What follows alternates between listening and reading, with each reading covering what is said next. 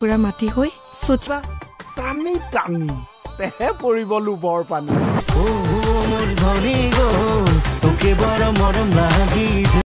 নমস্কাৰ বন্ধু বান্ধৱীসকল আজি আমি শিকাৰ চাবলৈ যাওঁ বুলি ওলাইছো আজি স্যাটাৰডে মেটিনি শো চাবলৈ যাম আৰু লগতে আমাৰ এই ভাইটিকো গাড়ীত ড্ৰপ কৰিম সুপাৰত ঘৰলৈ গৈ যাব ৰাতিলে তো ভিডিঅ'টো আৰম্ভ কৰা হওক আমি আহি পালো বৰপেটা ৰোড আজি বৰপেটা ৰোডৰ দিলীপ সিনেমা হলত আমি সিনেমাখন চাম তাৰ আগতে আমি অলপ দুপৰীয়া লাঞ্চৰ কাৰণে আমি সিনেমা হলৰ অপজিটতে থকা এখন আপোনাৰ বাজৈ হোটেলত সোমালো তাতে আমি দুপৰীয়া লাঞ্চটো কৰিম বুলি ভাবিছো আজি সোমাইছো ধুনীয়াকৈ খাই বৈ লওঁ এই বাজৈ হোটেলখন আপোনাৰ মানে খোৱাবোৰ বৰ একদম ঘৰুৱা আপোনাৰ মানে মছলা পাতি ব্যৱহাৰ খুব কম হয় আৰু বহুত বেছি টেষ্টি হয় একদম ঘৰত খোৱা নিচিনা অনুভৱ হয় আৰু খাই বৈ আপোনাৰ মানে এটা তৃপ্তি পাব আৰু সকলোৱে লৈ আমি লৈ মেলি আমি খাবলৈ আৰম্ভ কৰিলে এতিয়া টাইমটো প্ৰায় 1:30 বাজিছে দুপৰীয়া সময় ভোকো লাগে এইটো সময়ত ঠিকে আছে আমি এতিয়া খাওঁ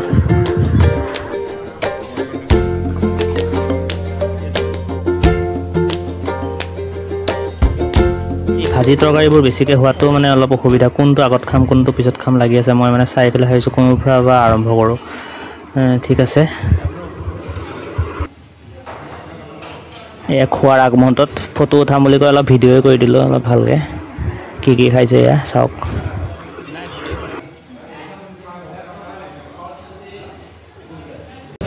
খাই বিশেষ বেয়া নালাগিল ভালে লাগিল দুপৰীয়া সাঁজটো আজি ইয়াতে খালোঁ খাই বৈ এতিয়া আমি যাম চিকাৰ চাবলৈ চিকাৰ বাবলো এইফালে হাই কৰি দিয়া আজি আমি চিকাৰ চাব যাম হয়নে চিকাৰ চাবলৈ চিকাৰ কৰিম আজি চিকাৰ কৰিম আমি খাই বৈ পেলাই ডাইৰেক্ট হলৰ ফালে আহিলোঁ যিহেতু টিকেট আমাৰ অনলাইনতে কটা আছিলে সেইকাৰণে আমি টিকেট কাটিবলগীয়া নাই আৰু ডাইৰেক্ট আমি সোমালেই হ'ল সময় এতিয়া প্ৰায় 2টা বাজিবলৈ 5 মিনিটমান আছে আৰু বেছি সময় নাই প্ৰায় 5 মিনিটমানৰ পিছতে আমি সোমাব পাৰিম ঠিক আছে এয়া চাওক পৰিৱেশ চাৰিওফালে চিকাৰ লাগি আছে বাকী সকলো চিনেমা চাগে বন্ধ কৰি দিছে চিকাৰে সকলোফালে চিকাৰ ভাল লাগিছে অসমীয়া চিনেমা এনেকুৱা এটা জয়যাত্ৰা দেখি যি নহওক আজি চাম আমি চিকাৰ 20 তাৰিখ যোৱাকালি ৰিলিজ হৈছে চিকাৰখন আজি আমি ছেকেণ্ড ডে আহিছোঁ ঠিক আছে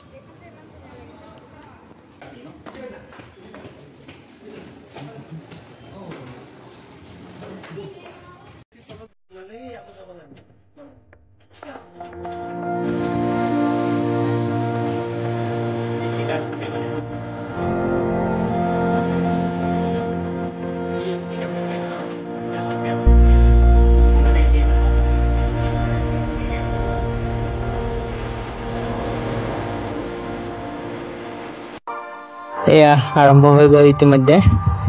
পুৰা 2:10 আৰম্ভ হৈছে চিকাৰ বিগ ফিল্মছৰ নিবেদন এতিয়া এয়া প্ৰায় 2 ঘণ্টা 30 মিনিট চলাৰ পিছত প্ৰায় 4:30 বজাত এয়া চিকাৰখন শেষ হ'ল এতিয়া আমি ঘৰলৈ যাম আৰু ঘৰত গৈ অলপমান আপোনালোকক মানে ৰিভিউ দিব চেষ্টা কৰিম মই মানে যিমানটো মানে চাই পেলাই জানিলোঁ বা যিখিনি দেখিলোঁ সেইখিনিৰ ওপৰত এটা মানে ৰিভিউ দিব চেষ্টা কৰিম আপোনালোকে চাব এয়া এতিয়া চিনেমাখন চাই পেলাই আহিলোঁ বেয়া নালাগিল চাই চিনেমাখন কাহিনী বহুত ধুনীয়া কাহিনী এক্টিঙো মানে বঢ়িয়া কৰিছে আমাৰ কেকেদা সিদ্ধাৰ্থ শৰ্মা আৰু আদিল হুছেইন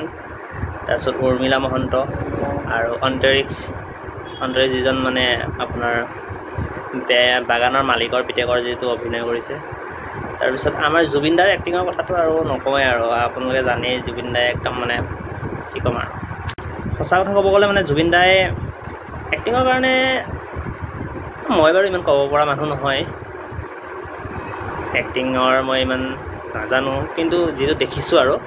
মানে কাহিনীটো আৰম্ভ হৈছে এখন বাগানক লৈ ডিব্ৰুগড়ৰ এখন বাগানক লৈ আৰু মানে আপোনাৰ কাহিনীটো মানে আপোনাৰ এনেকুৱা ধৰণৰ বাগানৰ সমস্যা কিছুমানক লৈ মানে কাহিনীটো আৰম্ভ হৈছে যেনে হস্পিটেল আছে আপোনাৰ হেৰি নাই কি বুলি কয় ডাক্তৰ নাই শেষত এটাই ক'ম আমাৰ কেকেদা মানে সিদ্ধাৰ্থদাৰ আপোনাৰ মানে কমেডি টাইমিং মানে বহুত হাঁহিছে মানুহে আৰু সেইটো খুব বেছি ভাল লাগিল। আৰু উৰ্মিলাৰ মহন্তৰ যি মানে আপোনাৰ নেচাৰেল এক্টিং, তেওঁ মানে যিটো একদম স্মুথ এক্টিং, সেইটো মানে খুব বেছি ভাল লাগিল। আৰু এইখিনিয়ে কৈ আজিৰ ভিডিঅ'টো সামৰিছোঁ। আৰু আপোনালোকৰ যদি ভাল লাগিছে প্লিজ লাইক, কমেণ্ট আৰু ছাবস্ক্ৰাইব কৰিবলৈ নাপাহৰিব। আপোনালোকে যদি ফেচবুকত চাই আছে তেন্তে প্লিজ মোৰ ফেচবুকৰ যিটো পেজটো আপোনালোকে ফ'ল' কৰিব, ফ'ল' কৰি পেলাই মোক ছাপোৰ্ট কৰিব। আৰু মই এনেকুৱা ভিডিঅ' দিবলৈ চেষ্টা কৰিম। ধন্যবাদ।